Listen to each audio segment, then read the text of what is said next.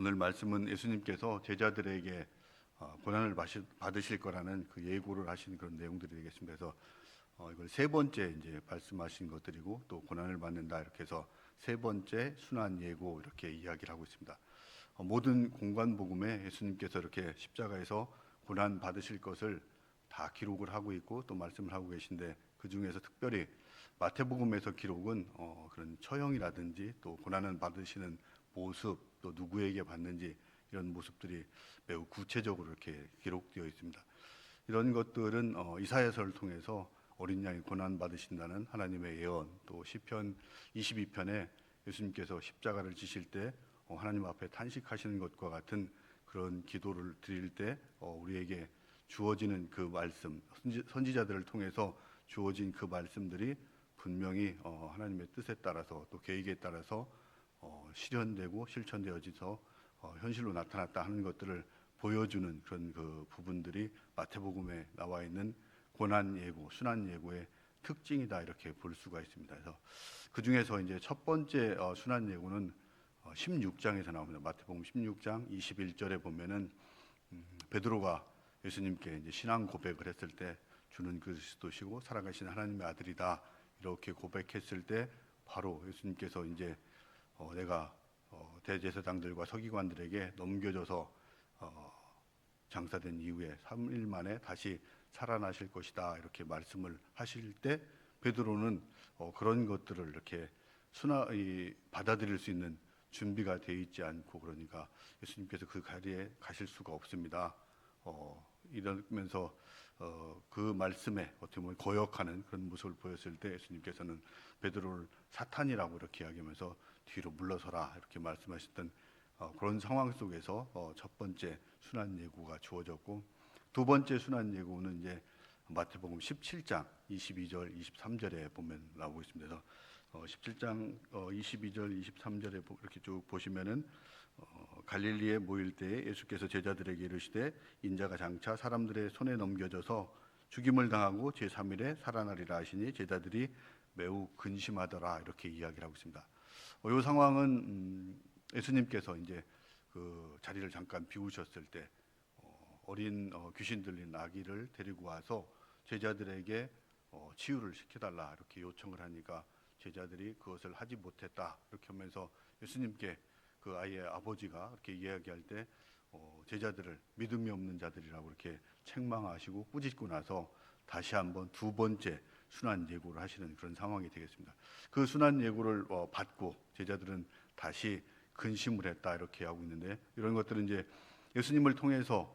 곧 예루살렘에 올라가시면은 새로운 나라 또 새로운 왕권을 예수님께서 가지시게 되고 그의 영광을 일부를 제자들도 받아들일 거라는 그 기대가 가지고 있었는데, 예수님께서 돌아가셔야 된다고 이렇게 하니까 그 기대와 현실 사이에서 오는 그 괴리 때문에 그 걱정하고 근심하는 그런 모습 속에서 두 번의 이제 순환 예고가 주어졌고, 오늘 세 번째 순환 예고가 이제 주어지는 그런 모습들이 되겠습니다. 그래서 20장 17절에 보면은 시기적으로는 예수님께서 예루살렘에 올라가시는 그런 때고, 대상은 따르고 있는 제자들에게, 그 12제자에게 직접 말씀하시는 그런 상황들이 되겠습니다. 그리고 이 상황 속에서 말씀하시는 것들이 앞에서보다는 훨씬 구체적인 그런 내용들로 해서 제자들에게 말씀을 하시고 순환을 예고하는 그런 상황들이 되겠습니다. 그러시면서 인자가 누구에게 처형당할 것인가 이런 것들을 말씀하시면서 대제사장들과 서기관들에게 넘겨질 것이다. 그러면 그들이 18절 끝에 보면은 죽이기로 결의했다 이렇게 얘기하는데, 아마 예루살렘 공의에서 예수님을 죽이기로 재판에서 결론을 내는 그런 모습들을 보여주고 있고, 그리고 나서 이방인의 손에 넘길 것이다 이렇게 말씀을 하셨으니까 아마 이스라엘 당시에서는 이런 사형의 권한 이런 것들이 없었기 때문에 통치하고 있는 빌라도에게 넘겨주는 그런 상황들을 말씀하고 계시고, 실제 그렇게 됐을 때 예수님이 또 처형되시는 모습도 매우 구체적으로 이렇게 기록을 하고 있습니다. 앞에는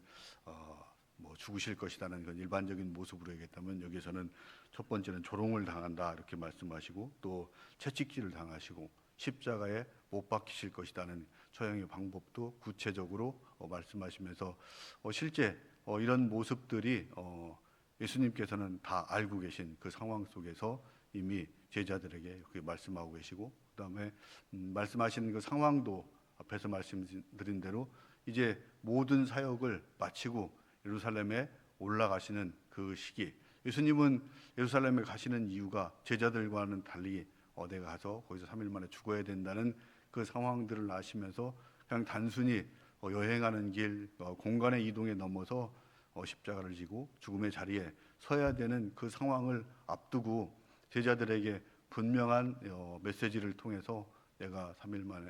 죽어야 되고 그다음에 3일 만에 다시 살아나야 된다 하는 것들을 제자들에게 예고하시는 그런 부분들이 되겠습니다. 그래서 이것들을 통해서 제자들이 예수님께서 왜 죽으셔야 되는지 또 살아나셔야 되는지 그런 이유들을 알기를 원하셨지만 제자들은 끝까지 그 하나님 예수님의 뜻을 모르고 이제 십자가에 돌아가시고 부활하시고 나서 또 다시 만나고 나서 그때서야 예수님의 그 생각, 뜻, 또 하나님의 계획들을 알게 되는 그런 모습들을 보면서 이런 것들은 우리 가운데에서도 계속 복음의 메시지가 전해지고 또 우리가 이 땅 가운데에서 하나님의 청지기 백성으로서 어떻게 살아야 된다는 것들, 그런 메시지가 계속 주어짐에도 불구하고 우리들이 때로는 이해하지 못하고 때로는 받아들이기 힘든 상황 때문에 근심하고 걱정하고 나가는 것 같은 그런 상황과 비슷한 모습 속에 있다 하는 것들을 보여주면서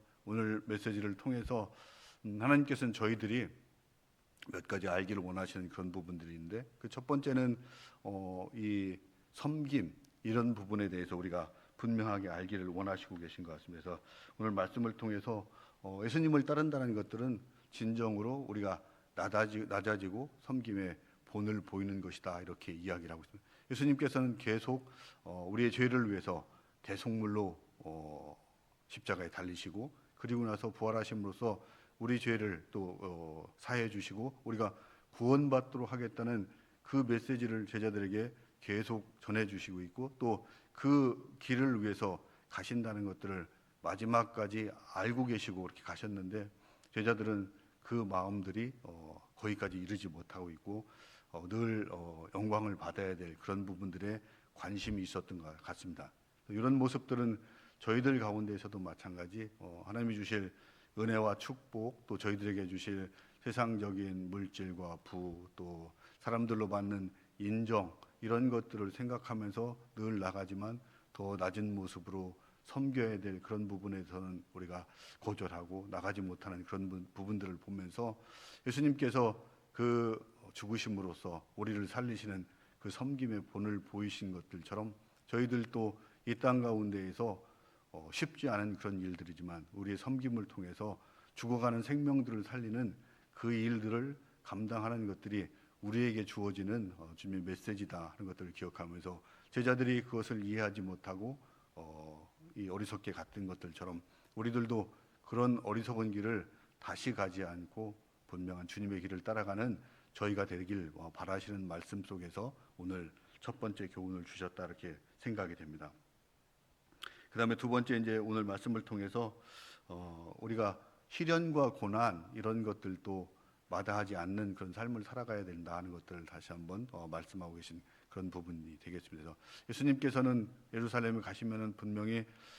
심한 조롱과 채찍, 또 십자가에 달리는 그 참기 어려운, 인내하기 어려운 그런 형을 받으시고 돌아가실 것이라는 것들을 다 알고 계시면서도 마지막 그 길을 분명하게 마다하지 않고 끝까지 가고 계시고 또 그 순간에도 제자들에게 이 땅 가운데서 해야 될 그 일들을 계속 가르치시고 사역하시는 그런 모습들을 볼 수가 있습니다. 근데 이제 저희들은 그런 고난과 고통 이런 것들은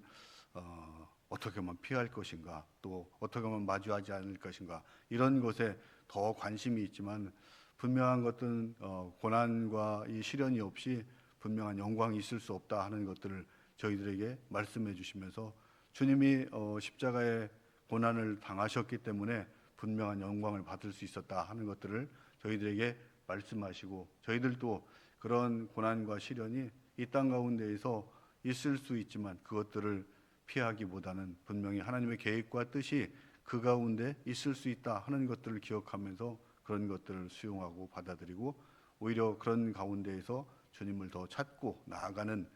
저와 여러분이 되길 원하시는 그 마음 속에서 또 오늘 메시지가 주어진 것으로 이렇게 기억하고 있습니다. 그다음에 세 번째는 또 말씀을 통해서 하나님의 주권적인 계획에 의해서 모든 일들이 이루어지고 있다 하는 것들을 분명하게 보여주고 있습니다. 예수님께서 이렇게 처참한 이 처형을 당하시고 십자가에 달리시는 이런 것들이 이미 선지자들을 통해서 주어진 그 하나님의 말씀들이고 하나님께서는 이런 선지자를 통해서 주어진 하나님의 구속 계획들이 예수님을 통해서 분명히 이루어진다는 것들을 저희들에게 보여준 그런 부분들이 되겠습니다. 그래서 하나님의 약속과 말씀들은 분명하게 이루어진다 하는 그런 확신 속에서 우리에게 주신 하나님의 약속 또 구원의 계획 이런 것들이 분명히 하나님의 때 우리 가운데에서 이루어진다는 그 확신 속에서 우리들이 힘들고 어려운 길이지만 분명한 소망을 가지고 나아가길 원하시는 가운데 오늘의 본문 말씀을 통해서 저희들에게 실망하지 말고 또 그 시간들이 더뎌지고 늦어지고 하지만은 하나님의 약속은 분명히 이루어진다는 확신 속에서 나아가라 이렇게 말씀하고 있는 것 같습니다. 그래서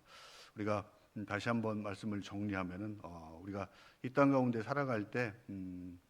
주님께서 보여주신 그 섬김의 본 이런 것들을 분명하게 우리도 보여주면서 특별히 우리의 섬김을 통해서 죽어가는 영혼들 생명들을 구할 수 있는 그 일들을 잘 감당하라 이렇게 말씀하고 계시고 또 저희들이 이 땅 가운데 당하게 될 시련과 고난 이런 것들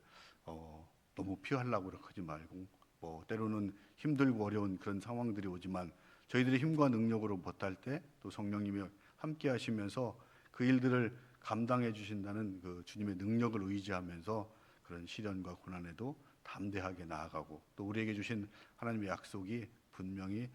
실현되고 이 땅 가운데서 이루어진다는 확신 속에서 살아가라 이렇게 말씀을 하고 계십니다. 이런 주신 말씀들을 기억하면서 우리 함께 기도하는 그런 시간들을 갖도록 하겠습니다.